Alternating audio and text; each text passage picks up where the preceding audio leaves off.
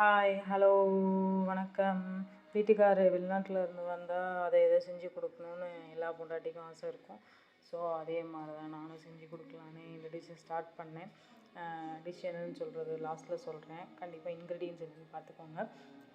முந்திரி 10 பல், அதுக்கப்புறம் சர்க்கரையை மிக்சியில் போட்டு கிரைண்ட் வச்சுக்கணும்.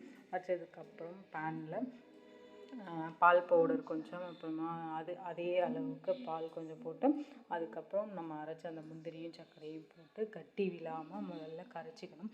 கரைச்சதுக்கப்புறமா தான் அடுப்பையே பற்ற வைக்கணும். பற்ற வச்சதுக்கப்புறம் நல்லா கெட்டியாகிற வரைக்கும் கிண்டி வரணும். கண்டிப்பாக உங்களுக்கு என்னென்னு தெரிஞ்சிருக்கும். ஆமாங்க, இது பால்கோவா தான். தேவையான அளவு நெய் சேர்த்ததுக்கப்புறம் நல்லா ஒரு பதத்துக்கு வர்ற அளவுக்கு கிண்டினதுக்கப்புறம் ஒரு பேப்பரில், அதாவது இந்த பேப்பரில் பட்டர் பேப்பர் இருந்தால் பட்டர் பேப்பர் யூஸ் பண்ணிக்கோங்க.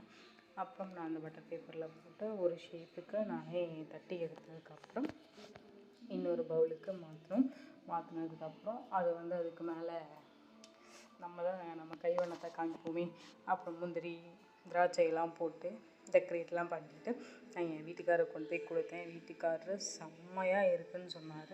கடையில் சாப்பிட்ற மாதிரியே இருக்குது. அடுத்த வார்த்தை ஒரு வார்த்தை சொன்னார், உன் மாமியார் கூட உயிரோடு இருக்கான்னு பார்க்கலாம் அப்படின்னு சொன்னார்.